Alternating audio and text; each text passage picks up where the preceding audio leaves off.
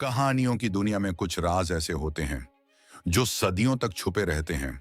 आज हम आपको ले चलेंगे एक ऐसे रहस्य की ओर जहां एक राजा का टूटता सब्र, एक रानी की ममता और एक राजकुमारी का शापित सौंदर्य सब कुछ बदल कर रख देता है। ये कहानी है नागमणि का श्राप, जहां प्रेम और त्याग की गहराई में छुपा है एक खौफनाक रहस्य, और उस रहस्य की चाबी है एक अनमोल नागमणि। बहुत समय पहले की बात है। नागलोक से लगे हुए एक छोटे से पहाड़ी राज्य नागेश्वर गढ़ में राजा धरणीधर और रानी सौम्या राज करते थे। उनका राज्य खुशहाल था, प्रजा उनसे अत्यंत प्रेम करती थी, लेकिन एक ही बात उन्हें अंदर से तोड़े जा रही थी, उनके संतान नहीं थी।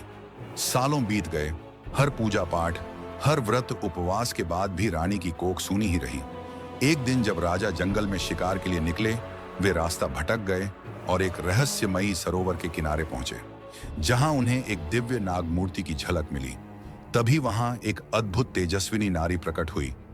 नाग देवी देवी बोली, हे नरेश, तुम्हारा दुख मुझे झांत है। यदि तुम मुझे अपना कुछ प्रिय अर्पण करने का वचन दो तो मैं तुम्हें एक दिव्य कन्या का वर दूंगी। राजा ने बिना सोचे कहा, यदि मुझे कन्या प्राप्त होगी तो मैं अपना दायां हाथ का अंगूठा आपकी सेवा में समर्पित कर दूंगा। यह मेरा प्रण है। नाग देवी मुस्काई और अदृश्य हो गईं।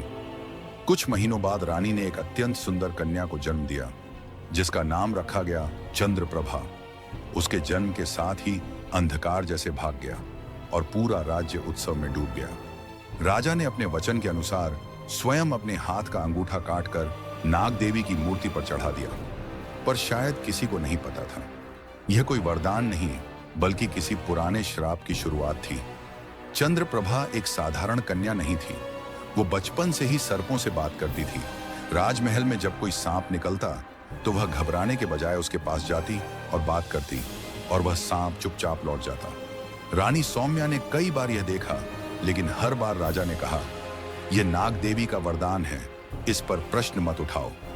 पर रातों को चंद्रप्रभा अक्सर नींद में अजगरों और नागों के नाम पुकारती। एक रात एक बूढ़ा सेवक त्रिलोचन ने उसे महल की छत पर अकेले किसी से फुसफुसाते देखा।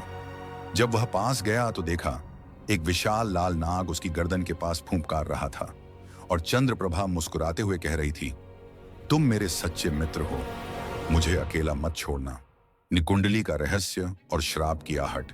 जब चंद्रप्रभा 18 वर्ष की हुई तब नगर में नाग पंचमी महोत्सव मनाया जाने लगा। तभी नगर के प्रसिद्ध ज्योतिषी महर्षि दृष्टा ने रानी से कहा, राजकन्या की कुंडली में एक भयानक योग है, वह नागों की अधिष्ठात्री बनी है। अगर उसकी शादी बिना नागलोक के उत्तराधिकारी से हुई तो यह राज्य, यह परिवार सब नष्ट हो सकता है। रानी कांप उठी। यह कैसा श्राप है? एक रहस्यमयी युवक का आगमन। उसी समय एक दिन अचानक राजमहल के समीप एक रहस्यमयी युवक प्रकट हुआ।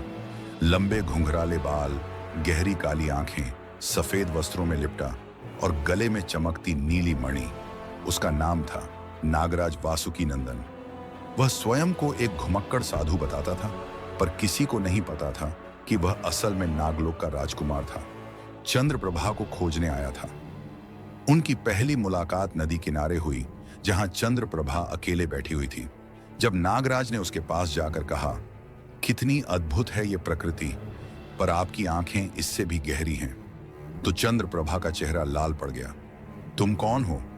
वो पहली मुलाकात, फिर रोज के मिलने का सिलसिला। चंद्रप्रभा को भी अब लगने लगा था कि उसके जीवन में कुछ नया घट रहा है, कोई उसे पूर्ण कर रहा है। परंतु हर प्रेम की राह सरल कहां होती है। कुछ ही समय में महल में एक और राजकुमार का आगमन हुआ। राजकुमार आदित्य, जो पास के राज्य से प्रस्ताव लेकर आया था। राजनीतिक गठबंधन के लिए चंद्रप्रभा से विवाह। राजा रानी ने यह निर्णय लेना चाहा, लेकिन चंद्रप्रभा ने इनकार कर दिया। राजा को क्रोध आया। यह कोई परिखटा नहीं, यह राजनीति है। क्या तू किसी अजनबी योगी के पीछे अपना कर्तव्य भूलेगी? चंद्रप्रभा बोली, वो योगी नहीं है, मेरे भाग्य का रक्षक है, नागराज है। यह सुनते ही पूरे दरबार में सन्नाटा छा गया। नागमणि का शाप उजागर। महर्षि दृष्टा ने तब बताया, वर्षों पहले नागमणि की चोरी हुई थी और नाग देवी ने श्राप दिया था, यदि वह मणि पृथ्वी पर दोबारा प्रकट होगी तो वह कन्या जिसके भाग्य में नागों से संबंध होगा वही उसे वापस ले जाएगी। पर यदि कोई गलत आत्मा उसे हथियाने की कोशिश करे तो एक महाविनाश होगा। राजा ने अब महसूस किया चंद्रप्रभा वही कन्या है और नागराज वही है जो मणि को लौटाकर श्राप तोड़ सकता है। चरम पर टकराव और सत्य की विजय। राजकुमार आदित्य, जिसे अपमानित महसूस हुआ, उसने नागराज की हत्या का षड्यंत्र रचा और चंद्रप्रभा को बंदी बना लिया। परंतु नागराज ने अपनी नाग शक्ति से सबको बचाया। अंत में नागमणि को नागमाता की मूर्ति के चरणों में चढ़ाकर चंद्रप्रभा और वासुकी नंदन ने श्राप का अंत किया। राजा रानी ने क्षमा मांगी और पूरे राज्य में नागों और मनुष्यों के बीच मित्रता का उत्सव मनाया गया। अंतिम दृश्य, नागलोक और नागेश्वर गढ़ के बीच एक नया द्वार खोला गया। चंद्रप्रभा और नागराज का विवाह हुआ और दोनों ने मिलकर एक ऐसा युग शुरू किया जिसमें प्रेम, बलिदान और रहस्य की चमक कभी नहीं बुझी। यह कहानी केवल प्रेम की नहीं, बल्कि वचन, विश्वास और उस श्राप की है जो मणि के साथ शुरू हुआ और प्रेम की शक्ति से टूटा। कभी कभी किस्मत हमसे वो कुर्बानी मांगती है जिसकी कल्पना भी नामुमकिन होती है। नागदेवी की कृपा, एक पिता का वचन और एक नागराज का त्याग, सब मिलकर उस श्राप को तोड़ सके जो वर्षों से एक निर्दोष पर भारी था। लेकिन हर अंत एक नई शुरुआत का संकेत होता है।